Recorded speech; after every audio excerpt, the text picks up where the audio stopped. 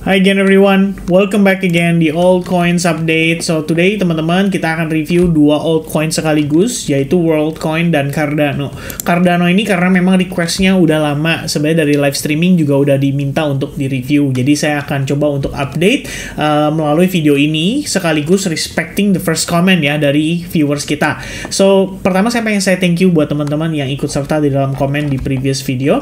Di sini ada Irham ya, requestnya adalah EMR. Nah, EMR ini saya cek, ini listingnya baru di Maxi, jadi kayaknya koin yang belum benar-benar mature, jadi saya nggak berani untuk review, karena biasanya masih low volume dan sangat mudah untuk dimanipulasi, atau ya kita belum lihat ya opportunity-nya seperti apa, dan sangat bergantung pada fundamental, sehingga akan sulit kalau misalnya kita analisis secara price action. Jadi saya ambil komen kedua dari Mr. Rian Prayudi, yaitu WLD atau Worldcoin. Nah, the first coin yang kita review adalah WLD, dan nanti kita lanjut ke Cardano. But before kita ngomongin lebih jauh seputar kondisi koin-koin ini, saya pengen ajak teman-teman untuk melihat dulu sedikit ya data yang dirilis oleh Amerika hari ini. Jadi per jam 8.30 tadi, kalau teman-teman lihat ya volatilitas di market, ini probably di video update Bitcoin nanti malam, saya juga akan tambahkan market update ya, karena saya rasa inilah menjadi alasannya kenapa saya meyakini semakin kesini ya, semakin institusi masuk ya di dalam perdagangan Bitcoin atau aktivitas transaksi Bitcoin, otomatis mereka akan semakin respect dengan data-data seperti ini, karena pengambilan keputusan mereka tentunya juga tidak lepas dari data-data seperti ini. Ya, ini kalau sementara ya, saya update singkat aja, nanti malam detailnya akan saya tambahkan di video Bitcoin. Hal yang perlu kalian pahami, CPI hari ini itu dirilis menunjukkan bahwa belum ada tanda-tanda cooling down. Ya, hanya ada satu yang berkurang, yaitu CPI year over year, tapi ini di luar core CPI-nya. Nah, kalau CPI-nya sendiri sih memang dia turun 0,3%, namun tetap di atas forecast. Jadi ekspektasinya para analis adalah di 2,9%, ternyata rilisnya di 3,1%. Nah, tentu saja ini dampaknya bagaimana nih terhadap market. Seketika kita ngelihat per data itu rilis, S&P 500 itu mendapatkan reaksi yang cukup signifikan ya di pre-market atau pre-New York session lah kalau kita bisa bilangnya. New York Stock Exchange itu buka jam 9.30 malam, sementara kalau misalkan untuk market yang lainnya ya, kayak forex market, kemudian gold dan kawan-kawan itu udah terkena dampaknya secara langsung per rilis data itu. Jadi kalau tadi saya sempat update ke teman-teman di advance group ya, kita sebenarnya expecting euro aja bisa turun gitu kan. Kemudian USD terhadap Japanese yen juga sama ya, tampaknya ada potensi untuk dia cenderung rally gitu. Nah, sebelumnya saya sempat ada pertimbangan untuk entered long position, tapi sayangnya kita tidak entered ya, karena mendekati banget lah dengan momen-momen CPI, dan menurut saya itu akan sangat riskan sekali kalau kita paksakan. Ya, ini sebagai contoh teman-teman.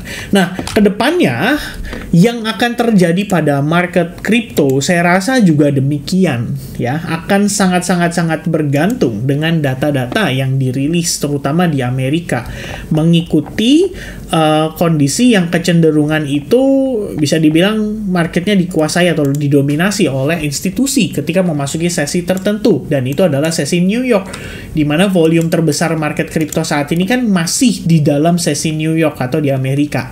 Jadi ya mau tidak mau, suka tidak suka, itu akan memberikan pengaruh. Alright, so dengan koreksinya Bitcoin ya, dia lepas dari $50,000, jatuhnya kayak ngetes, habis itu dia kepentok gitu. Apakah ini buruk? Sebenarnya nggak juga, karena kita ngelihat secara struktur juga masih valid ya. Mungkin nanti detailnya kita akan updatekan lagi beberapa jam ke depan supaya kita bisa lihat juga nih pergerakan market di sepanjang sesi New York seperti apa ya. Nanti kita bisa dapat idea lagi, baru besok kemudian kita bisa decide ini loh movement yang akan kita ambil kurang lebihnya seperti ini ya. Nah teman-teman, jadi per video ini kita akan bahas altcoins. Jadi dua altcoins yang saya akan review adalah si Worldcoin atau WLD dan juga Cardano.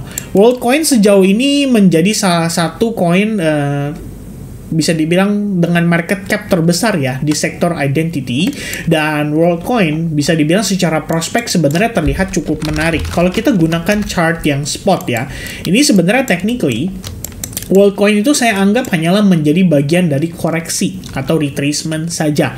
Teman-teman bisa lihat bahwa WorldCoin itu sudah mampu create higher high. Dan ini terjadi pada time frame yang besar sekali, sehingga ketika satu titik ya, swing yang berlangsung di sini itu sudah bisa dipatahkan, ini artinya ada posibilitas dia bisa mencari yang namanya higher low, guys. Ya, higher low itu seperti yang saya jelaskan ya, bahwa uptrend itu seperti anak tangga. Jadi kalian bisa lihat harga seperti ini. Nah, kalau kita lihat WorldCoin, probably saat ini posisi kita itu sedang berada di sini. Mencoba mencari peluang atau mencoba mencari range area higher low-nya untuk memberikan konfirmasi bahwa harga itu benar-benar masih mampu meneruskan tren bullish-nya. Ya, jadi kalau kita lihat di sini, setelah WorldCoin berhasil drop ya di bawah low point yang terbentuk di sini setelah dia mampu create higher high, kita anggap ini adalah proses inducement atau proses pullback yang berlangsung. Maka di sini saya ganti aja supaya teman-teman lebih familiar ya bahasanya, teman-teman. Lalu kalau kita lihat lagi pada prosesnya, sebaiknya kita bisa gunakan Fibonacci retracement dan ekspektasi harga itu bisa turun sejauh-jauhnya ke level Fibo 0,618%. Namun bila tidak, maka Anda bisa antisipasi 50% retracement itu juga sudah cukup. Jadi kita anggap bahwa momentum buyers pada WorldCoin itu cukup kuat sehingga dia mampu bertahan di atas Fibonacci 50% dibandingkan dia harus drop sejauh-jauhnya sampai 0,618%. Previously, saya marking area ini karena memang di area tersebut juga terdapat demand yang cukup powerful. Anda bisa lihat WorldCoin sempat tertahan di sini sebelum akhirnya dia break terhadap previous high point yang ada di sini. Dan itu bermula dari range area tersebut. Jadi itu adalah strong demand kalau menurut pandangan saya. Lalu kita lihat harga berhasil reclaim. Kalau kita lihat ini by proses ya, kalian bisa notice di sini bahwa terdapat sebuah falling wedge pattern yang terbentuk pada proses koreksinya. Jadi begitu dia breakout dari falling wedge-nya, kita bisa lihat harga pada WorldCoin itu mengalami penguatan yang cukup impulsif. Dan sekarang kita lagi ngetes terhadap salah satu SNR-nya, guys. Ya, jadi SNR yang terbentuk pada resistance di pergerakan sepanjang bulan November akhir hingga pertengahan Desember. Resistance, lalu dia break. Ya, dia turun, retest ke resistance tersebut, lalu dia turun lagi. Nah, sekarang kita kembali tertahan pada resistance yang sama. Sehingga, kalau misalkan berbicara dengan skenario yang ada pada Bitcoin per hari ini juga, di mana Bitcoin mengalami koreksi, dan seandainya WorldCoin mengharuskan kita melihat dia mengalami koreksi, saya juga tidak akan khawatir. Sebab, kalau kita lihat, ya di sini pun kita bisa mulai melihat adanya perubahan struktur, ya. Harga sudah mulai create lower high, lower low, lalu di sini kita sudah mulai ada yang namanya higher high, which means after that if we have retracement, ini bakal jadi potensi untuk higher low-nya kita. Ya, jadi teman-teman sekalian itu bisa marking di range area ini juga bahwa di sini terdapat SNR yang sudah berhasil diklaim oleh WorldCoin dengan cukup baik. Ya, jadi di sini bisa jadi pertimbangan kalian. Lalu kalau kita lihat berdasarkan perspektif time frame hourly-nya, apa yang menarik? Sebenarnya ketika waktu lalu kita melihat dia retest ya, dan the first time kita notice terjadi market structure shift, di sini terdapat ascending triangle pattern, dan saya decide untuk mencoba memanfaatkan ascending triangle pattern tersebut dengan mengambil long position pada WLD. Ya, kalau kita lihat di sini, entry point yang saya lakukan itu terjadi setelah WorldCoin mampu close dalam keadaan bullish di atasnya ya. Jadi saya mungkin boleh adjust sedikit seperti ini. Dan ekspektasi saya previously adalah sampai ke area resistance yang ada di kisaran range price ini. Namun kita sudah lihat bahwa WorldCoin itu mampu mengklaim area resistance tersebut. Dan itu terjadi juga sebenarnya pada perspektif time frame daily ya. Sorry teman-teman, ini gatel banget hidung saya ya. Oke, so kalau misalnya saya geser, ini yang terjadi ya, SNR pada time frame daily itu sebenarnya ada di sini. Lalu di sini pun demikian ya. Saya anggap terdapat SNR juga. Ini terjadi pada time frame minor di 4 jamnya. Dimana kalau kita lihat di sini merupakan support sebelum harganya mengalami penurunan secara agresif. Ada retest lagi dan dibawa turun lebih jauh. Lalu setelah dia rebound, tertahannya di level tersebut. Jadi memang kita bisa katakan bahwa ini adalah area krusial yang WorldCoin harus mampu reclaim kalau kita pengen ngelihat dia bergerak kembali bullish. Ya, di atasnya itu terdapat trendline yang juga tadi sudah kita marking pada time frame daily, dan technically WorldCoin sekarang sudah bergerak di atas SNR ini, which is dia harus pertahankan area tersebut seandainya kita pengen ngelihat dia bergerak lebih signifikan lagi. Namun sekali lagi seperti yang saya sampaikan, di daily kita menghadapi resistance yang cukup major. Jadi apabila nanti seandainya WorldCoin membentuk konsolidasi di sini atau mungkin dia terkoreksi lebih jauh, menurut saya ini tetap menjadi peluang ya untuk kita manfaatkan kembali guna untuk melakukan long position atau untuk buyback. Seandainya teman-teman ada yang keep WorldCoin di spot account atau menggunakan futures market untuk entry long position di sini, ya, itu bisa jadi pertimbangan menurut saya. So this is what I did. So far ada gainers cukup lumayan. By the way, ini exchange-nya kita nggak ada endorse ya teman-teman sekalian, jadi saya hilangkan nama exchange-nya ya. Dan ini adalah result terakhir ya, di kisaran range price 2,76 ya, up ya, lumayan oke lah kalau saya bisa bilang teman-teman. Ada beberapa yang saya sudah reduce positionnya, dalam arti kita sudah take profit sebagian dari posisi yang saya pegang itu, sehingga saat ini posisi yang tersisa itu tujuannya saya tetap maintain supaya saya berencana untuk melakukan average up. In case dia mempresent sebuah setup menarik untuk saya entry di long position kembali, maka saya akan gunakan profit tersebut untuk saya jadikan sebagai resiko di next trade yang akan saya ambil. So that's gonna be my own plan. Ya, ini buat teman-teman ya, sesuaikan dengan planning masing-masing. Jadi buat saya ngelihatnya, even WLD harus mengalami koreksi, I think it's fine. Ya, possible untuk higher high, higher low, menuju ke higher high lagi. Tapi kalau dari sini kita lihat dia rally, saya juga nggak heran karena resistance ini juga sudah berhasil diklaim. Ya, jadi kalau misalkan buat teman-teman mungkin ngerasa, aduh, udah telat dong berarti kalau mau masuk sekarang. Well, it's best to wait for retracement atau discount price dulu, baru teman-teman masuk. Atau kalau misalkan teman-teman ternyata merasa ini udah dalam keadaan open position dan kalian sudah tinggal maintain saja, maka preferensi atau referensi yang tadi saya berikan itu bisa jadi pilihan teman-teman juga untuk manfaatkan. Ya, jadi saya tidak memberikan rekomendasi, itu hanyalah sharing saja. Ini loh yang akan saya lakukan kalau saya sudah punya posisi. Nah, kalau teman-teman yang belum punya posisi, ya alangkah lebih baik menunggu sampai ada retracement atau discount dulu supaya risk reward kamu bisa lebih baik. Itu pertimbangannya. Alright, semoga cukup jelas untuk WLD-nya, dan kita akan proceed ke Cardano. Cardano juga demikian. Saya ada long position di Cardano. Ini juga sudah maintain dalam waktu yang cukup lama ya. Ini saya ada screenshotnya ya, tapi saya share yang kemarin saja kali ya. Nggak usah lah teman-teman ya, saya rasa itu nggak perlu ya. Nah teman-teman, jadi melihat progres pada Cardano, here's what I like about Cardano. Time frame weekly, kita sudah lepas dari area konsolidasinya. Maka dari itu, kalau teman-teman ada yang ingat ya, waktu di salah satu live streaming, ada yang nanya soal Cardano, dan kayaknya kita sempat bahas juga ya, harusnya di salah satu video update. Oh, sayang sekali, enggak. Ya, kayaknya di salah satu live streaming kita bahas tentang Cardano, itu karena request dari Bang Jo Review. Saya ingat banget dia yang nge-tag saya di Instagram dan juga di YouTube channel ya. Jadi saya putuskan untuk, the first altcoins yang kita review di live streaming adalah Cardano. Nah, yang saya suka dari Cardano adalah, ini kan area konsolidasi nih, teman-teman. So far, Cardano menunjukkan dia telah mampu breakout dari range price tersebut. Jadi kalau kalian yang ada melakukan akumulasi di Cardano, sebenarnya sudah tinggal pegang aja sih kalau menurut saya. Namun kalau misalnya Anda merasa kurang, kemarin ketika Cardano mengalami rejection dari 0,6 dolar dan dia retrace sampai ke 0,45 dolar, which is 38% retracement dari low point ini ketemu dengan high point ini. Dan perlu diingat, di range price itu juga kita mendapati adanya confluence dengan high point ini beserta dengan support level di sini. Jadi memang saya rasa Cardano ini cukup baik lah untuk dipertahankan. Bahkan kalau teman-teman ada plan untuk reakumulasi, disinilah sebenarnya range price yang menarik untuk kalian start buyback lagi, atau di kisaran harga 0,45. Ya, tapi yang perlu teman-teman pahami, seandainya kalian sudah deploy ya, ini asumsinya.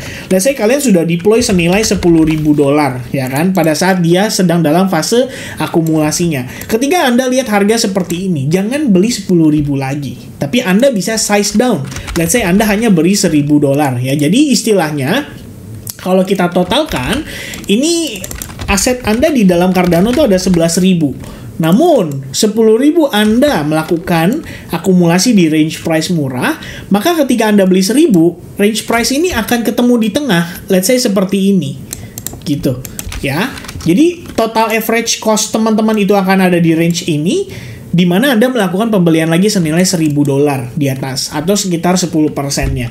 Gitu. Jadi, kalau misalkan harga sudah mulai mengalami ya bisa dibilang retracement, kalian dapat diskon lagi, kalian mau beli, tapi kalian ingat-ingat, oh dulu saya pernah beli di harga segini dan cukup banyak, makanya sebenarnya tidak perlu menambah posisi dengan lebih besar, ya Anda bisa size down, tapi untuk menambah posisi yang ada. Sementara teman-teman punya opsi untuk menggunakan fiat atau stablecoin lainnya untuk kalian melakukan transaksi di altcoins lain yang sekiranya juga memberikan kalian peluang untuk kalian transaksikan. Sekiranya seperti itu.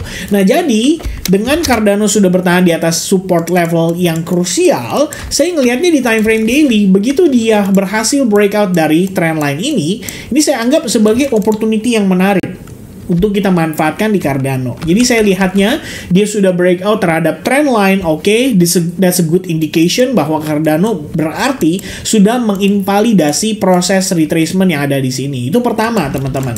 Kedua, kita lihat juga bagaimana bullish engulfing terbentuk pada time frame daily setelah Cardano retest di range price ini. Jadi memang kelihatannya ada strong demand yang masuk setelah Cardano retest terhadap area supportnya. Itu menjadi indikasi yang cukup baik. Maka next stop yang saya antisipasi untuk Cardano adalah pertama, of course kita bakal terhalang ya oleh beberapa area resistance yang terbentuk dari struktur bearishnya. Ya, setidaknya pada pergerakan time frame kecil. Ya, kalau di daily kan ini bullish. Kita anggap ini adalah bagian dari koreksi atau retracementnya. Nah, maka bisa dia tertahan di kisaran $0,58. Atau kalau misalkan mulus prosesnya, kita bakal retest terhadap high point ini. Ekspektasi saya adalah seperti ini. Let's say dia naik retest, rejection, ya rejectionnya selama aman-aman aja dan cenderung korektif, maka ekspektasi kita adalah higher high untuk Cardano. That's it guys. Yang ingat aja prosesnya seperti anak tangga. Jadi kalau kalian lihat harga turun ya nggak usah panik gitu kan. Turunnya selama nggak dump dalam arti turunnya nggak kayak begini, ya kita nggak perlu khawatir gitu kan. Jadi kita anggap bahwa itu sebagai bagian dari retracement atau koreksinya. Nah berikutnya untuk Cardano dari perspektif time frame hourly, apa yang membuat saya mempertimbangkan untuk buy pada Cardano? Salah satu alasannya adalah sama seperti Worldcoin tadi. Kita lihat ada market structure shift, kemudian ada proses retracement dalam sebuah pola atau dalam sebuah channel. Lalu setelah dia berhasil break dan technically dia clear high point yang ini, saya decide untuk enter impulsive. Mengapa demikian? Karena buat saya Cardano di time frame daily sudah cukup memberikan saya informasi bahwa ada possibility harga bisa mengalami transisi kembali ke trend bullish. Jadi begitu saya lihat di time frame hourly-nya, oke, this is my opportunity untuk coba ride the wave. Jadi asumsi saya adalah this is the initial movement, kemudian ini adalah retracement-nya dan di sini dia siap untuk bergerak impulsif. So, dari setup ini, saya sudah berhasil mendapatkan 3R ya, risk reward ratio dari transaksi itu saja. Namun, planning saya untuk Cardano sebenarnya masih cenderung untuk jangka panjang. Jadi, saya decide untuk coba manage positionnya, dan seandainya nanti memberikan setup kembali, saya akan mencoba untuk melakukan average up. Sama halnya seperti Worldcoin. Jadi, kita manfaatkan tren yang sudah terbentuk pada time frame besar. Dengan memanfaatkan time frame kecil, kita bisa menentukan lagi di range price mana kita akan melakukan yang namanya average up. Lalu teman-teman, di sini saya perlu adjustment ya, which is ini adalah resistance yang kita perlu marking. Jadi kalau kalian lihat, ini buat Cardano, ini adalah resistance penting. Dan sudah bertahan cukup baik, setidaknya selama beberapa hari terakhir. Jadi kalau misalnya Cardano di sini dia mulai terkonsolidasi, teman-teman bisa katakan bahwa oke, kita lihat ada rally, kemudian dia create base, dan ekspektasi berikutnya adalah rally kembali. That's it everybody. Jadi selama Cardano tidak patah ya dari support level itu, maka saya akan berpikir bahwa Cardano baik-baik saja. But if we see Cardano breakdown daripada support level ini, maka saya akan pertimbangkan untuk exit terlebih dahulu sehingga saya bisa cari peluang untuk nanti buyback lagi, probably dari range area ini ya, sebagai salah satu area yang akan dites oleh Cardano sama seperti pergerakan sebelumnya. Ya, jadi dia seperti ini, teman-teman. Ekspektasi saya lebih kurangnya. Namun kalau dari sini dia bergerak impulsif, sama halnya seperti Worldcoin, saya nggak ada masalah sebab saya memang sudah ada posisi yang saya maintain. Oke, sekiranya itu update dari saya seputar Cardano dan seputar Worldcoin. Mudah-mudahan informasi ini bisa bermanfaat buat teman-teman. Sampai jumpa kembali di update Bitcoin and God bless everyone. See you again soon. Cheers. Bye-bye guys.